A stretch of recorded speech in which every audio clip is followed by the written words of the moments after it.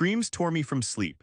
I ran down the hall so fast I nearly knocked over a lamp and kicked the bedroom door open, and there she was, Jenna, bald, crying like someone had ripped her insides out, dark hair in clumps on the pillow where it had been a minute before.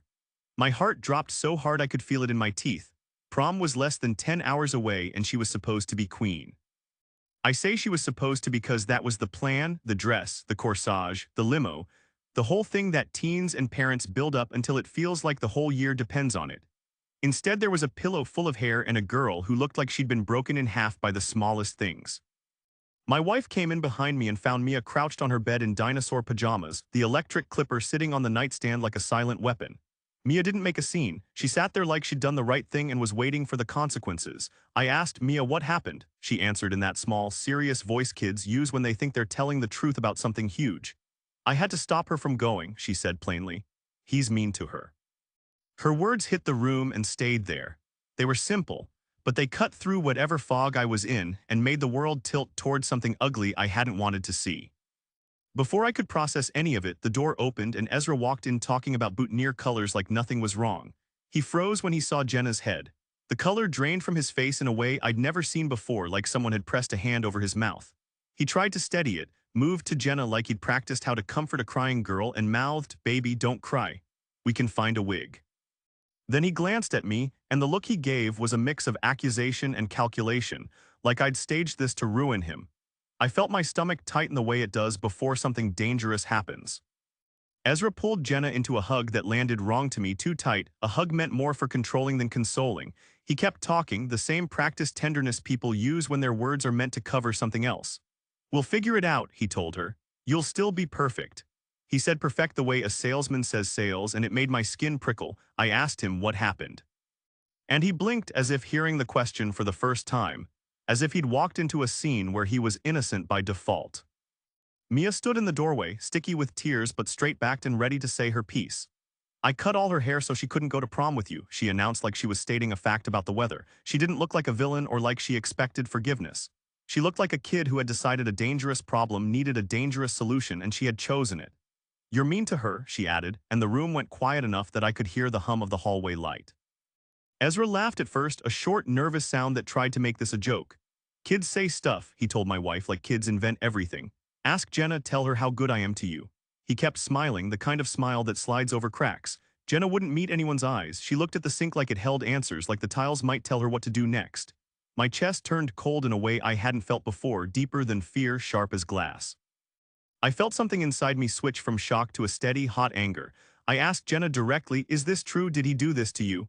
Her sobs turned into a small animal sound, the kind that strips out all the pretend courage she'd been keeping in her chest. Mia didn't flinch.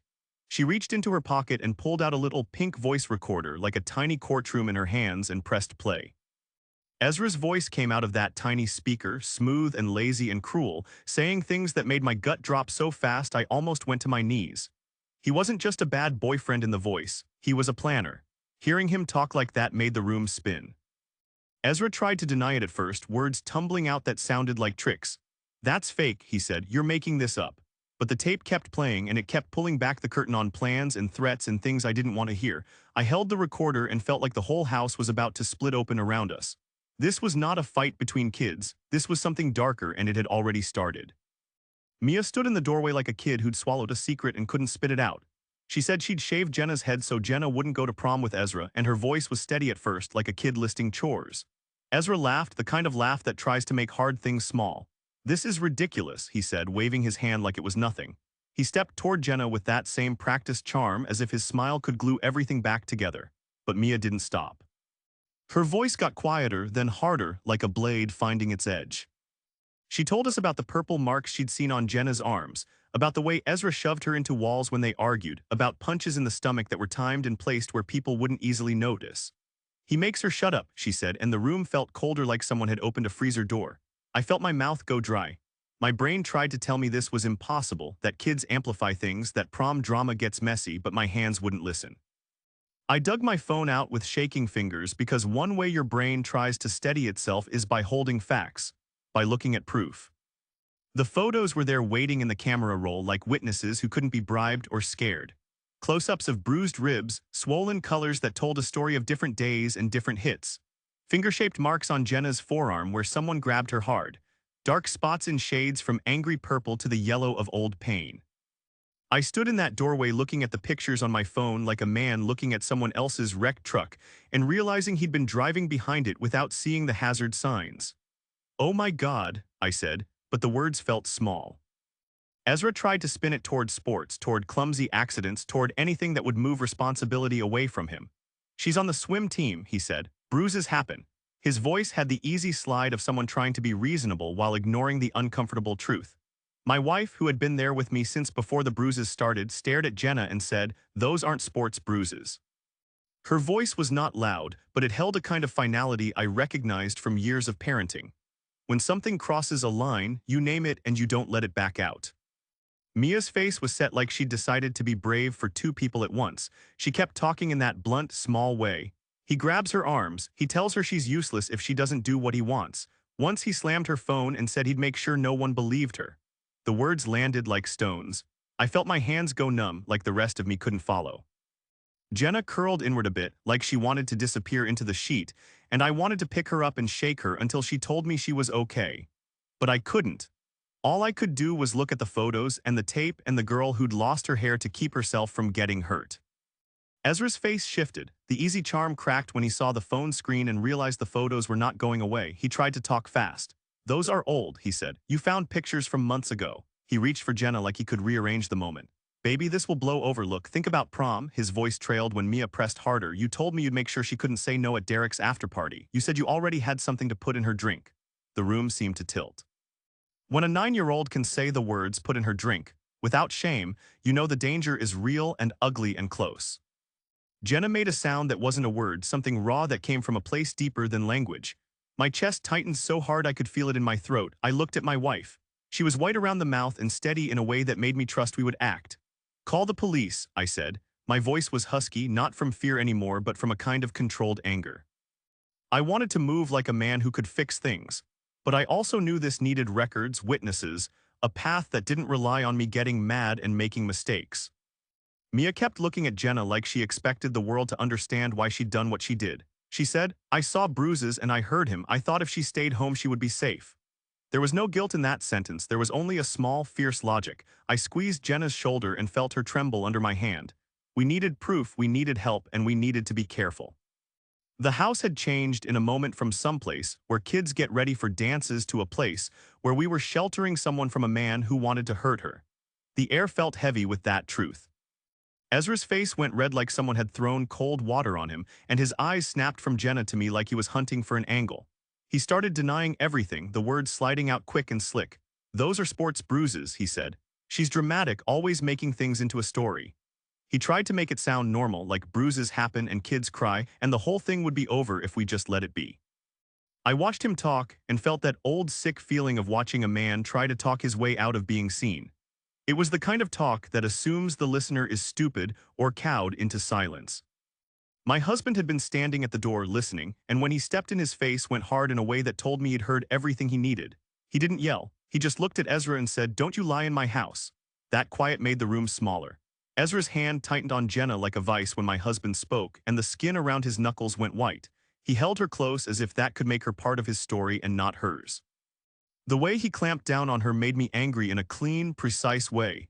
The kind of anger that wants action and paperwork and witnesses, not a fistfight in the hallway. Then Ezra tried a new move. He began to threaten. He lifted his chin and spat out his father's name like it was a shield.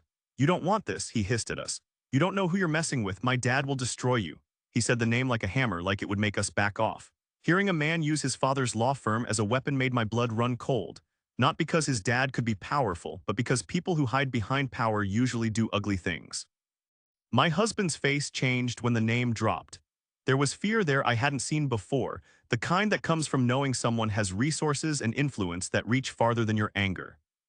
Mia didn't flinch. She stood there like a small soldier and pulled a little pink recorder from her pocket. Her hands didn't shake. She pressed the button and the room filled with Ezra's voice, the same smooth, confident tone he'd used to charm his way into Jenna's life. On the tiny speaker he laughed, the kind of laugh that slides over cruel words, and said, "Tomorrow night after prom, I'll get her wasted at Derek's after party and put something in her drink. Make sure she can't say no.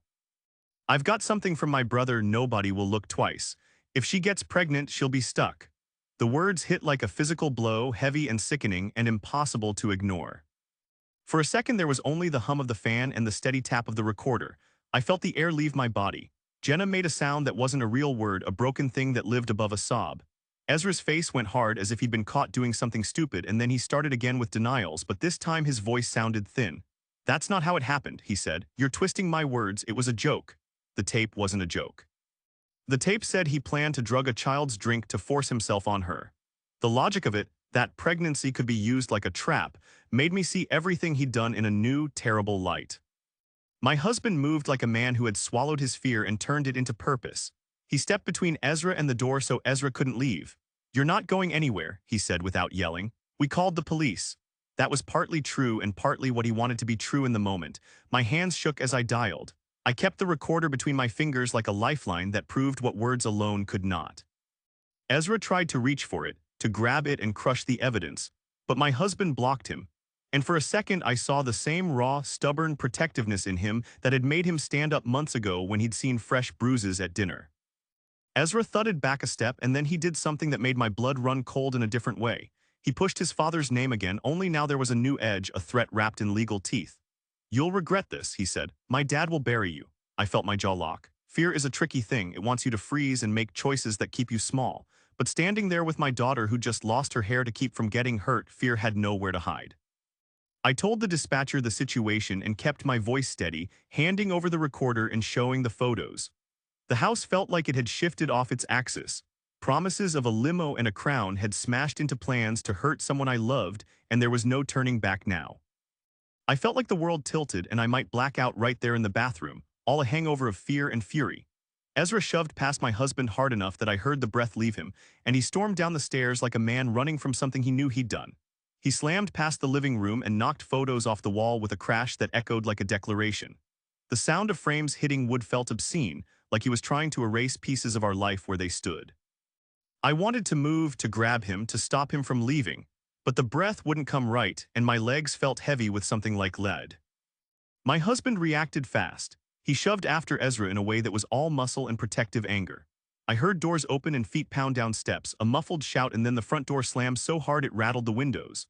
For a few long seconds the house felt empty in a way that made everything else louder. The fridge hummed, the clock on the wall ticked, Jenna's ragged breaths filled the upstairs like something alive. I sat on the edge of Jenna's bed and tried to be a steady thing for her. She leaned into me, hairless head on my shoulder, and I could feel every tiny tremor under my hand. Mia curled closer, like a small shield around her sister, and I realized how small we all were against what Ezra might still try. When the stomping faded and the neighborhood went back to its early morning hush, I stayed upstairs with the girls. The house was too quiet, full of the kind of silence that keeps you waiting for a sound that won't come. I tried to make normal noises, small jokes about breakfast, questions about whether Jenna wanted eggs or cereal, but every word slipped and sounded useless. Jenna's breaths were ragged and steady in a way I couldn't fix, so I held her phone and looked at a photo of her in that prom dress, the image now a cruel ghost of what was supposed to be. I felt angry at Ezra for what he'd done and angry at myself for not seeing it sooner. When my husband came back, he closed the bedroom door softly and sat down on the chair like a man who needed to keep his knees from buckling. He looked at us hard, eyes rimmed red, and I could hear his voice catch. He told us what I hadn't known and what shifted a kind of fear into another layer of fear, the kind that comes from knowing you're up against someone who plans ahead. He said he'd seen fresh bruises on Jenna's wrist 2 weeks earlier at dinner, the same kind a man puts on a child when he wants to keep control. He'd been furious, he said, and had gone to the school after practice to confront Ezra by the truck. My husband had done what any parent would do. He grabbed Ezra by his shirt, shook him, and warned him away from Jenna. He thought it would be enough to scare the boy straight. Then my husband told us that Ezra had recorded that confrontation. Ezra had filmed the whole thing, my husband admitted, and he had kept it. He had used that recording like a weapon, a threat dangling over our family. He told my husband that if we tried to do anything, he'd take the tape to his father and call him a liar, to call the cops and say my husband assaulted his son. Hearing that made something cold spread through my chest. It meant Ezra wasn't just a liar and an abuser. He was someone who understood power and how to use it. He had a lever that could press down on us and make our choices harder. The room shifted with that knowledge. It wasn't just about being angry anymore, it was about being careful. My husband's face changed from raw anger to a kind of focused worry I recognized from years of making plans that kept people safe. He said I was scared he'd record more, that he'd make this about me and not about Jenna. He looked at me like he wanted permission to be honest about the mistake he'd made in confronting Ezra alone. I squeezed his hand and said, "You did what you thought was right." The truth is those two things can live together, bravery and a stupid mistake. Mia sat up and listened like a little judge, eyes bright and serious. She had done something desperate and it had worked, but now the landscape of danger had more corners than we'd imagined. Ezra had tools, recordings, a father with money and influence, and a way of making threats that landed in our home and our hearts. We needed to act smarter and faster. I felt the air shift from immediate panic to a slow, tight planning. We had evidence now, the tape, the photos, Mia's recorder, and we had to turn those pieces into armor instead of letting that other tape be the stick that beat us down. I called the dispatcher with hands that still shook and told them everything in a voice that tried to sound like a man who had a plan. We needed officers, I said. We needed someone who could take our statements and keep us safe. My mind flicked through the things we had to do next: the hospital, the photos, the files, the lawyer, and every step felt heavy but necessary. Standing there with the girls in our suddenly fragile house, I realized the fight had moved from our living room into a bigger place where money and records could tilt truth. We were going to need people who knew the rules to help us play by them. Detective Angela Ruiz arrived less than an hour after I called, boots quiet in the hallway and a badge clipped to her belt like someone who knew what to do. She had a calm that felt useful, the sort that doesn't clap you on the back but moves through things and makes them orderly. She took Mia's little pink recorder carefully, like it was evidence and also like it held a child's brave truth. "You did the right thing bringing this forward," she told me, and the way she said it made my chest unclench a fraction. She asked questions in short sentences and wrote fast, and the room started to feel like a place where facts mattered, not just feelings. I handed her my phone with the photos and the screenshots of Ezra's texts. Seeing those messages on a fresh set of eyes made each one sharper, crueler, and not something we could ignore. Detective Ruiz took everything and photographed the evidence again with her own device. "We need the hospital to document Jenna's injuries," she said plainly. "Take her to the ER now. They can measure and photograph the bruises and make a report we can use." The instruction was clear and urgent, and I felt a steady plan forming in the space where panic had been moments before. At the ER, the staff moved with a kind of quiet urgency I'd only seen in places where serious things get handled. A female physician examined Jenna with care and patience, and I watched every action like a man who'd been waiting for someone to show him the next step. They photographed and measured each bruise, counting and recording 16, then 17 marks across her torso and limbs. Each mark had a note about size and color and estimated age, the kind of cold detail that turns fear into a legal story someone can follow. Jenna sat on the hospital bed in a hospital gown, and I could see how small she looked, how human and real the injuries were now that they were named and measured. A social worker came in and introduced herself softly. She explained the process, that the hospital would document the injuries and that the social services team would make required reports to protect the children. She listened to Jenna without pressure and then asked me and my husband for the same timeline of events. When I told her about the recorder and the tape where Ezra talked about getting Jenna wasted and putting something in her drink, her face changed in a way that matched the shift I'd felt when I first heard it. She asked if we had shown the recording to anyone else. I handed her the little recorder and the phone carefully. While we waited for the medical paperwork, the social worker stepped into the corridor to take a call and left her phone on speaker. I didn't mean to overhear, but the words that came across were too loud to ignore. Thomas Crane, Ezra's father, had called. I heard his voice full of rage and shortcuts, and he told the social worker that if she continued with reports, he'd see to it that this family paid. He used threats that sounded rehearsed, like someone who thinks money and power can shape outcomes. The social worker put the call on record and told him in a steady voice that this line was being recorded. "We take witness intimidation seriously," she told him, and then she told my husband and me, "I'm adding this call to the file as witness intimidation." Hearing his voice recorded felt like a second blow and also like a shield proof that he had tried to scare us and to stop the system from doing its job. "We'll file this," she said. "It helps us show a pattern of intimidation." Detective Ruiz later told me she'd take that call and use it to show the court Ezra's family tried to subvert the process. Knowing someone was actively documenting every attempt at pressure made my hands less shaky and gave me a foothold in the messy climb ahead. The hospital's social worker also connected us with a victim advocate who explained our options in plain language: protective orders, counseling, school accommodations, and how to get copies of the medical reports. "You're not alone in this," she said. That was a sentence I needed more than anything in that moment. We signed a stack of consent forms and release papers, each one another step in turning pain into something that could be held up in court and in the eyes of people who would hear our story later. Detective Ruiz called the precinct to file the initial report while we paced through the waiting room like men with a mission. She asked Jenna if she wanted a chaperone at school and arranged for an officer to meet her. She told us to keep every message, every scrap of evidence, and not to delete anything. Document everything, she said, and don't confront Ezra or his family alone. Her voice had the low, practical urgency of someone who'd seen what happens when people improvise. I listened and followed every instruction like it was a map out of the dark.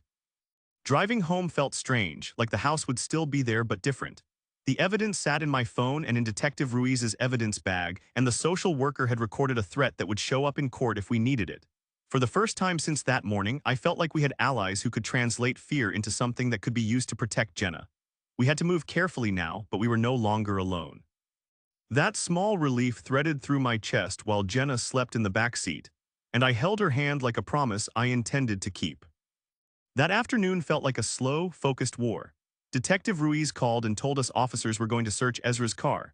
I rode in the back of the patrol car because I wanted to be part of every step that might keep Jenna safe. When we got there, the sun made the metal flash like it was trying to look ordinary. The officers moved through the car methodically, lifting floor mats and checking every pocket and crevice like they expected secrets. My hands were folded tight in my lap. I watched and waited, willing evidence to turn up so we could stop this. They found it under the driver's seat, a small plastic bag tucked in a seam like someone had hidden a flat lie. I felt the blood drop out of my face when they held it up. A handful of pills, white and boring, the kind of thing you could slip into a drink and hope no one noticed. The officer's voice was flat when he said, "Looks like sedatives." He bagged the pills, labeled them, and handed one to a tech for transport to the lab. Detective Ruiz kept her face even, the kind of face that means she's collecting facts and not letting the moment make decisions for her. We waited on the edge of something while the evidence went to be processed. I kept replaying Ezra's voice on the recorder in my head, that easy cruelty about getting Jenna wasted after prom. The thought that someone had actually bought pills for that plan made my stomach turn. It made everything smaller and meaner. The officers logged every step, took photos of the spot where the pills were found, and read us our rights like a movie script. Then they told us what would happen next: lab testing, charges, and a report that would go to the prosecutor's office. When the lab results came back, the pills were identified as a sedative consistent with drugs used to incapacitate victims.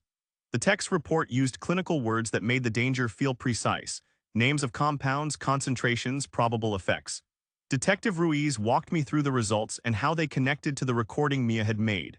Together, the tape and the pills made a story a jury could follow. Hearing that the drugs were real and linked to the kind meant for this sort of crime tightened something in me into a hard readiness. I wanted justice, and I wanted it fast, and I wanted to protect my kid from any more of this. Officers arrested Ezra at the precinct that night on charges of possession of a controlled substance with intent to distribute and conspiracy to commit sexual assault. They put him in a holding cell, and he sat there like a kid who'd been caught with stolen baseball cards. The booking photos felt obscene to me, a face I'd seen smiling at my daughter's school events now behind a mugshot. He looked smaller and sharper in that light, and the man he called a father was suddenly a force waiting outside the courtroom to make things messy. Within a day, Ezra's father posted bail and he walked out of the station like someone doing a favor. The relief was short and hollow. Detective Ruiz warned us that bail didn't mean the end of charges. The prosecutor would review the file and decide whether to press formal charges, but seeing him leave with his father's help made me realize the legal side would be a long, messy road. Money and lawyers can slow down the machine of justice. They can also try to bend it. That was a hard thing to hold while trying to keep my daughter feeling safe in her bed. Then something else happened that felt like the room in this story getting bigger and more true. 2 other girls from the high school came forward to the detective. They told us about a pattern that matched what Jenna had experienced: controlling texts, shoved into walls, bruises that were explained away, and pressure at parties. They described the same manipulative way Ezra made promises and then used shame or fear to keep things his way. Hearing their voices in the detective's report made the picture clearer. This was not a single mistake or a one-off problem. It was a pattern. Those girls were brave in a quiet way. One met with Detective Ruiz and we sat in the interview room while she told her story about nights when she felt unsafe and text messages that made her small. The other handed over screenshots and photos of injuries and threats. I watched them and felt a deep, steady respect. They weren't there for drama. They were there to make sure what happened to Jenna didn't happen to anyone else. Their statements fed into the prosecutor's file and made the case stronger in ways a single voice could not. The district attorney decided to move forward with charges based on the evidence we'd all gathered: the tape, the pills, the photos, and additional witnesses. It felt like the law had a spine for once, the kind that could stand up to money and threats. I don't pretend the path ahead was easy. There would be court dates, delays, and cross-examinations designed to break people down. But for the first time after that morning's chaos, I felt a steady beam of something like hope. We had turned fear into facts, and those facts were going to have consequences. I held Jenna's hand that night and promised her I'd see it through, no matter how long it took. My chest felt tight like a hand had been closed around it, and I wanted to move 1,000 miles away from the courtroom noise, but we had work to do. Mia started seeing a therapist right after charging documents were filed, the kind with soft questions and gentle ways to get a kid to speak. She needed help for the guilt that had pushed her to shave Jenna's head in the first place, that small, savage choice she'd made to protect her sister. At home, she wrote a long letter to Jenna, 3 pages, messy with pencil and honest with its faults, saying she was sorry for hurting her hair but explaining why she'd done it. Reading that letter in front of me and my husband, Jenna's hand tight in Mia's, I saw both girls relearn how to trust each other. It was ugly and beautiful at once, pain braided with love. The therapist coached Mia into better places, teaching her how to hold that guilt without letting it own her. "You did something scary because you were scared," the therapist said in a way Mia could understand.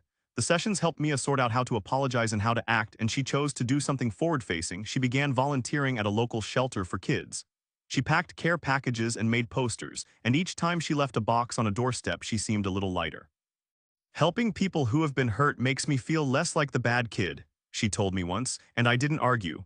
Watching her turn the guilt into action felt like healing in slow motion. We filed for an emergency protective order the day the police filed charges. I sat in the lawyer's cramped office and signed forms with a hand that wouldn't stop shaking. The protective order was the first clear legal line we could draw. The judge granted it the same afternoon, as if the court could see the danger and put a human barrier in place. When the clerk handed us the stamped papers, I felt like I'd been given a small shield for the family. "Do not approach the house, do not contact the children," the order read in cold type, and that simple line made me breathe easier. For the first time in days, I felt a measure of control. The trial moved forward with a kind of sour, steady pace. The prosecutor assembled everything we'd collected and layered it with calm that made it more terrifying. Photos, texts, Mia's little pink recorder, pills taken from under the driver's seat, all of it placed on the prosecutor's table like tools in a field kit. The courtroom smelled like paper and coffee and the kind of tension that lives beneath tiled floors. I sat with Jenna and my husband in the spectator row, hands folded so tight my knuckles went white, and watched the prosecutor stand and speak in a way that made the story clear even if people tried to hide behind words. When the photos were shown on the screen, the colors of the bruises stood out against Jenna's pale skin in a way that felt like someone had thrown up a truth in bright light. The prosecutor clicked through texts where Ezra called her names, told her what to wear, and threatened consequences if she didn't comply. Possessive was the polite word they used, but the messages felt like fences built around her life. Every piece of evidence stacked against him made his casual charm look like a costume. I kept thinking about the way he'd smiled in our living room as if nothing was wrong, and how masks fall when the light gets bright. Then came Mia's recording. I watched her from across the courtroom, a small figure with her legs swinging because she hadn't learned the adult stillness yet. She sat with hands folded in her lap, eyes on the table, and when the recorder's tiny speaker filled the room with Ezra's voice saying he'd get Jenna wasted and put something in her drink, the air seemed to drop away. People leaned forward. The sound was small, but it carried a weight that couldn't be argued away. The prosecutor asked the court to admit it, and the judge nodded. The tape played again and again for the jury, and each time the same sickening plan unfolded in their ears. Jenna testified with a voice that surprised me, steady, clear, and proud in a way that was born from pain and recovery. She had practiced with the advocate and the detective, but the courage she showed in that box was hers. She described the bruises, the push into walls, the threats, and the fear that had lived in the hollow of her chest. Hearing my daughter speak about things no child should have to know was like standing in a storm with a flag in my hand.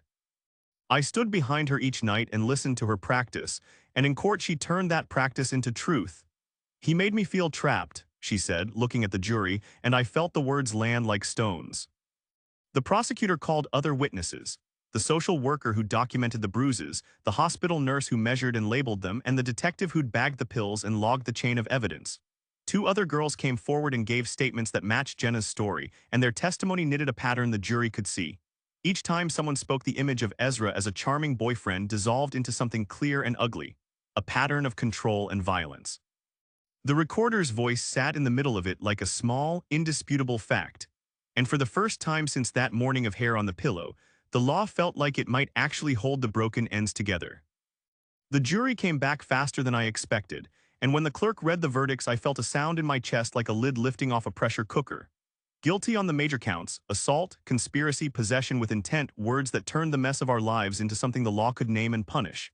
I watched Ezra sit there, trying to hold his face steady like someone practicing to look innocent under a bright light. The judge didn't go easy. He handed down juvenile detention, probation, mandatory counseling, and a permanent restraining order that kept him far from our family and from Jenna. Hearing the sentence felt like someone had finally put a fence up around the worst parts of the hurt. Even with the papers signed and the sentence read, nothing snapped back into place like a light switch. The first weeks after the verdict were full of quiet, awkward steps toward normal. Jenna slept more, which felt like a small miracle after nights of jumping at every sound. She started going to school with an officer escort and a schedule adapted so she wouldn't run into the people who made her feel small. I drove her there some days just to be sure. Watching her walk through those doors with her head held higher than in the months before made me feel the first real relief. Jenna rebuilt her life slowly, piece by piece, like someone reassembling pottery with glue. She joined a debate team and found a voice she said she hadn't known was there. School assemblies asked her to speak about teen dating violence, and she stood up in front of her peers and told her story without shame, warning others and giving them a map of how to get help. "You don't have to stay," she said once, looking at a room full of teenagers. Saying it out loud felt like armor, and watching her wear it made me proud in a way I hadn't planned on. She cut her hair into a short, strong pixie and learned to style it with a few quick strokes of product. The change was small but fierce, a sign she'd taken back a piece of herself. When she picked a college 3 hours away, I felt the tug of distance and the soft pulse of relief. It was close enough for weekend drives, but far enough for her to start fresh. The day she left, we sat on the porch and talked about boundaries and phone calls and how to pick friends who treated her like a person, not a prize. She hugged Mia and told her she was brave for doing what she did to protect her. And that hug looked like a promise that pain had turned into care. Mia did the work therapy asked of her. She learned language for the guilt that had driven her to take a drastic step, a step that had saved Jenna but had also caused hurt in its own way. She volunteered at the shelter and packed care boxes for kids who'd been through frightening things. The more she helped, the lighter she seemed. I think she found a path that let her be brave without feeling like she had to carry the whole world. She still wrote long notes to Jenna sometimes, full of apology and silly drawings, and they made me both cry and laugh sitting at the kitchen table. Our family built new habits that felt practical and strong. We started weekly therapy where we learned how to ask hard questions and listen without jumping to answers. We kept a diary of incidents, a folder for screenshots and messages, and a rule that if something felt wrong, we'd document it and call someone. That practice of documenting, speaking up, and asking for help became part of our armor. It was a lesson forged in fear, but turned into a steady set of actions that made us feel safer and smarter. There were hard days. Ezra tried to fight the verdict and his father shoved through legal avenues and threats, but the prosecutors had built a case with too many pieces for the crumbs of intimidation to hide behind. Each time a court date ended in our favor, it felt like a small vindication. The permanent restraining order and the detention time didn't erase what happened, but they built a wall between our girls and their abuser. Looking back, the thing I keep returning to is how a desperate act by a 9-year-old changed everything. Mia's fear and blunt courage forced a light onto a corner of our lives we hadn't seen, and that light made people act. We learned to trust our instincts, to gather proof, and to ask for help without shame. We learned that love sometimes looks ugly and raw but can still be the last line of defense. Now when I watch Jenna walk across a stage to accept an honor or hear Mia explain a shelter drive to classmates, I feel the slow rebuilding like a quiet drumbeat in my chest. Life healed, not perfectly, but enough to let hope in. We are still careful, still talking every night over dinner, still keeping the folder of evidence in a safe place. Those rituals remind us that protecting the ones you love takes work, courage, and sometimes the willingness to speak a truth that frightened us all.